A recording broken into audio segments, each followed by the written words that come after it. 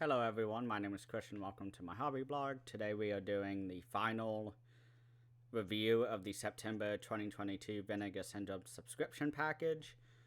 This is one that I think I have been most excited for because this is a movie that I actually bought on like super limited steelbook edition back in, I want to say 2015 or so.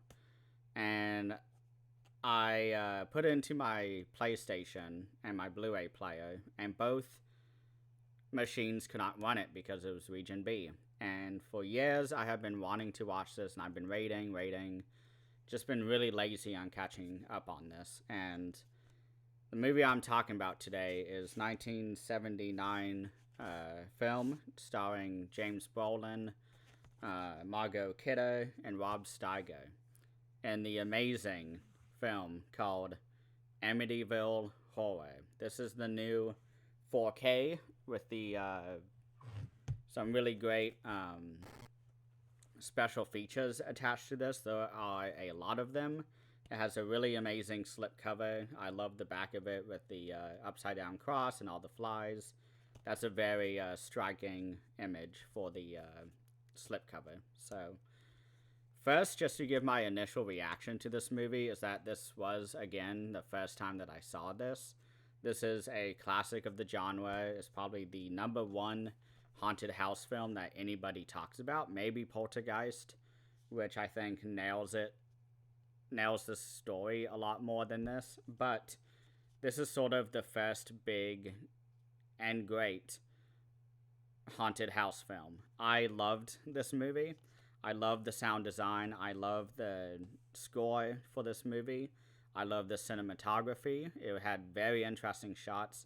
Every time it showed the house, it was always a little warped in sort of how it was showing the house to sort of reflect the situation that is going on. And I love the acting in this movie too. I think James Brolin, if you don't know, he's the father of Josh Brolin, and Josh Brolin is a huge actor currently working now.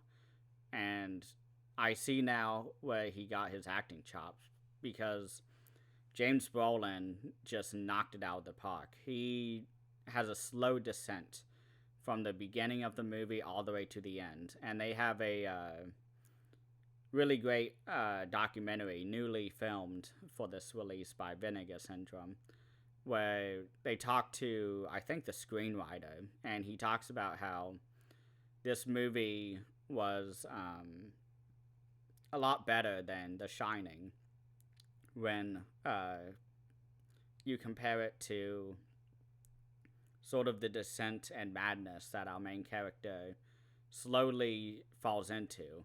And this is something I've actually agreed with on. And this is something I've been saying for years, is that Jack Nicholson's character, you know right off the bat that he's crazy.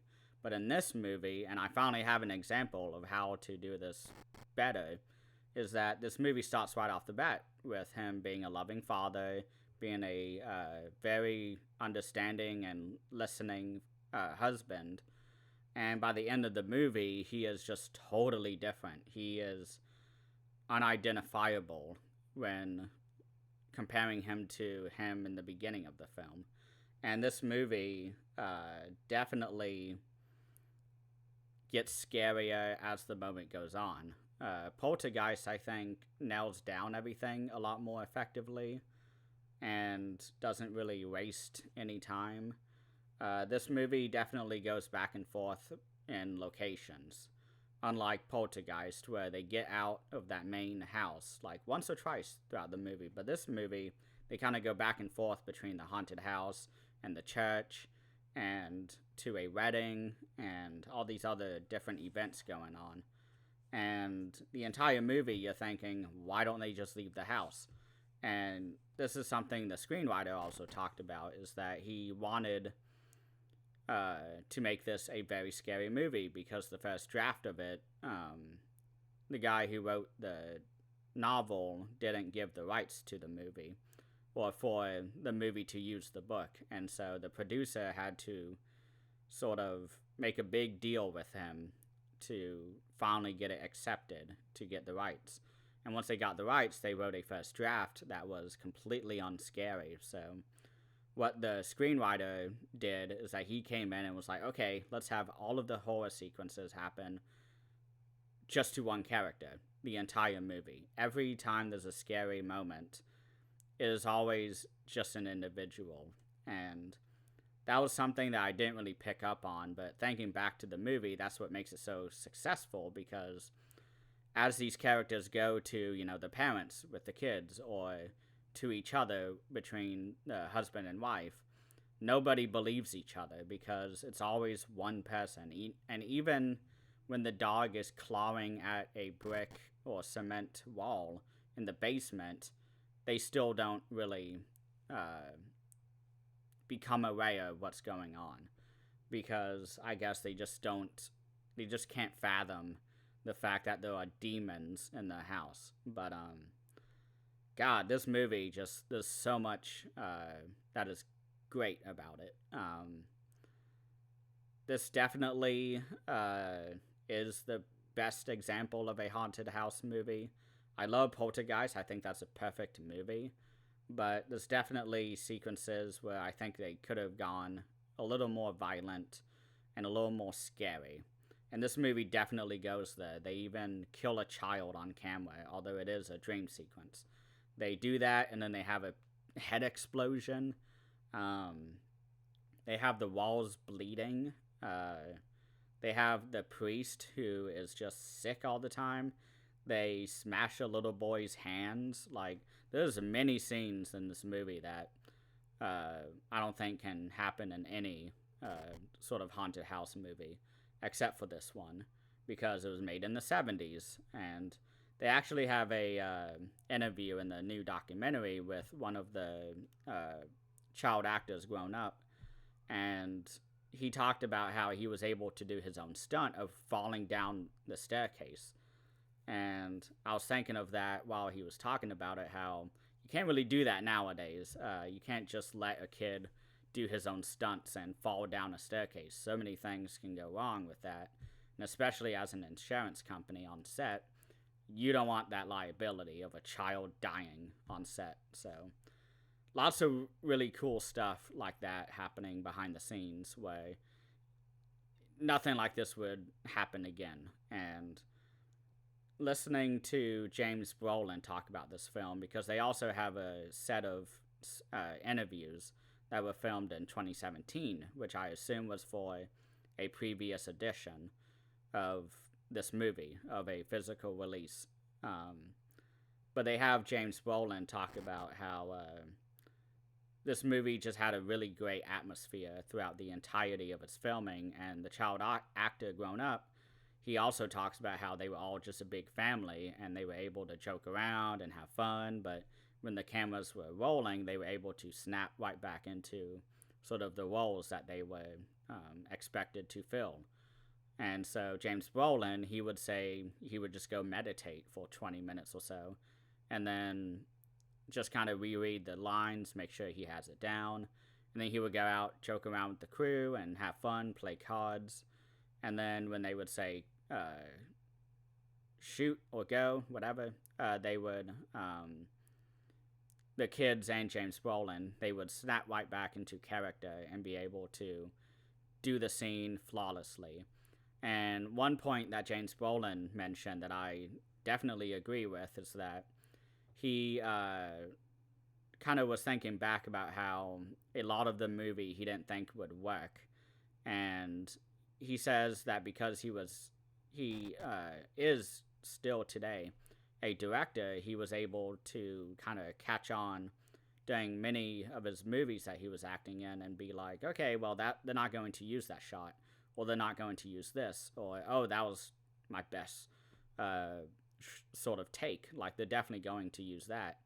And he said that there was a lot of them where he didn't feel like he didn't do so well. And then when he saw the movie and they had the music layered on top of the scenes, because they didn't have the music playing when they were filming, he said that, oh my God, like, this worked out so much better than I thought. And I definitely agree with that, because the music and the sound of this movie is absolutely integral to what makes this movie creepy. And they, for this release, I think it's the very first time they've had this, but they have the full surround sound theatrical cut of the audio. I'm not sure what they did differently. Again, I haven't seen this movie, and I was flipping back and forth in the beginning with the old audio that everyone's used to and the new theatrical audio that has never been played again outside of theaters, is my understanding of the audio track for this release. But the audio sounds a whole lot better than whatever studio audio there was previously, because I was going back and forth in the beginning of the film, just kind of listening like 2 or 3 minutes at a time, switch over, listen for another 3 minutes, switch back over. And the theatrical one is just so much more balanced in terms of the audio. There were times where it just sounded different. I know the scene where the priest goes into the room and there's flies everywhere and you hear the words "get out." I know that audio is completely different because I've seen it before, and the voices just sounded a lot less demonic, which I was fine with. I'm sure with it being more demonic in the other audio, it didn't go off so well. It wasn't scary to me because the demonic sound isn't as naturalistic, because we don't really know what's going on at this point of the film. But there are many weird audio happening on the non-theatrical audio. So I'm not much of an audio person, but this was a movie that I had headphones on while listening. That way I can really focus more on that, because I know sound design is a huge deal for this movie, which is what the screenwriter was talking about, and James Brolin talked about, everyone talked about it on the interviews. So that's sort of my impression of the movie, and just some of my more, I guess, thoughts about the surrounding the movie. It's really hard to explain, but I definitely recommend the special features on this. The first one that I watched was the new documentary called My Amityville Diaries, which they have interviews with a couple of the actors, with the younger priest. They have a interview with the babysitter that comes in with the big braces all around her head. She's interviewed for this release. They also interview the screenwriter for this documentary. And then I think they interviewed one other person. The brother of the wife in this movie. He's the one getting married. And they interview his actor too. And he has a few pretty interesting stories. But overall, this documentary is definitely worth watching, because this was the first thing I watched after it, and I learned a lot about the behind the scenes. They also cover the supposed cursed filming that happened on this release, or not this release, but this movie.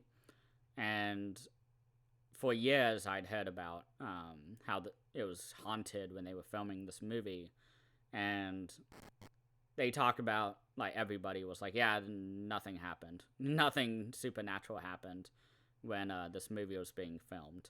And they also talk about the real life case with the Amityville house.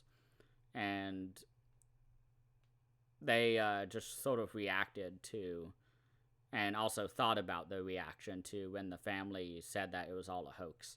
And I always thought that was a really fascinating supernatural story.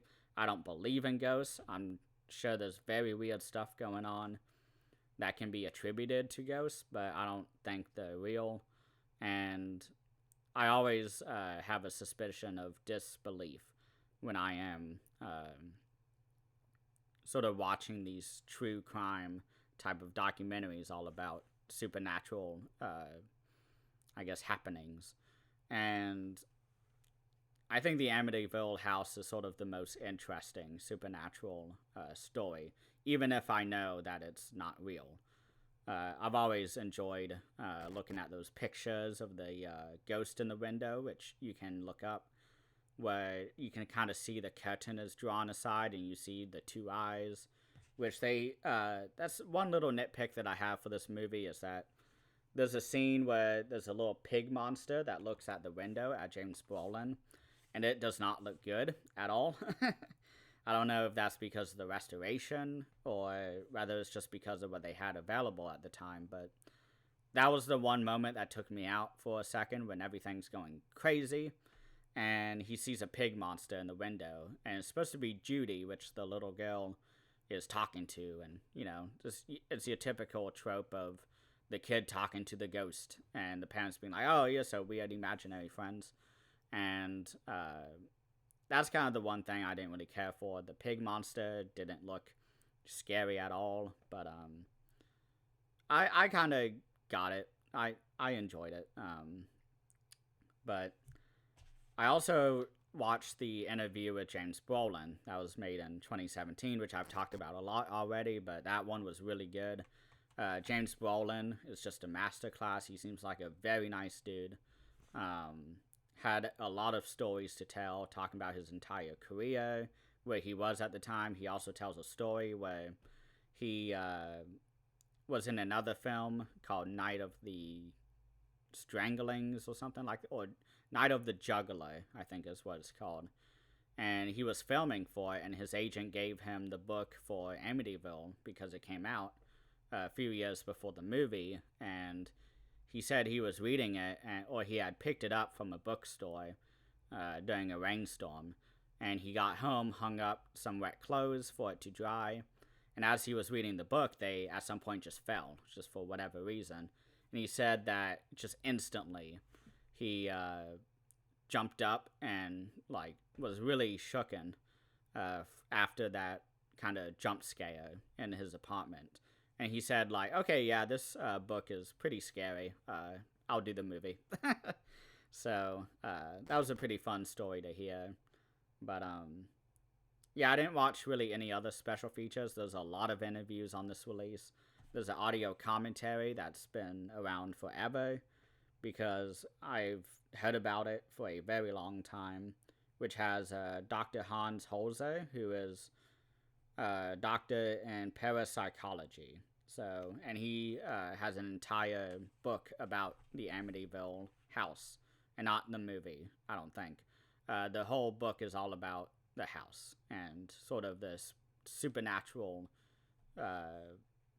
phenomena that was going on in the house. So, very cool release. One that I think eventually I will get into, but I wanted to watch enough to where I could talk about it more informed. So, this is the Amityville horror release by Vinegar Syndrome. This is the 4K. The restoration looks really fucking good, by the way. There's a couple shots where it looks a little bad, but I think that more just has to do with whatever camera they were using that day. But would I have bought this without this subscription? Definitely. This is a movie I've been hunting down for years, a good release of, at least, because I wanted one with a good documentary. This has it. I wanted, a couple of interviews with the actors, and they got James Brolin from just a few years ago to do the interview for this movie, or for this release. Not release, but for this movie. And I'm very happy with this release. This is one that I will definitely be revisiting. Not every October, but every, other October, maybe. Maybe even outside of October. So, that is the Amityville horror released by Vinegar Syndrome, the final review for the September package. I do have the shipping notification that the October package is on its way. So, thank you all so much for watching, and please have a great rest of the weekend.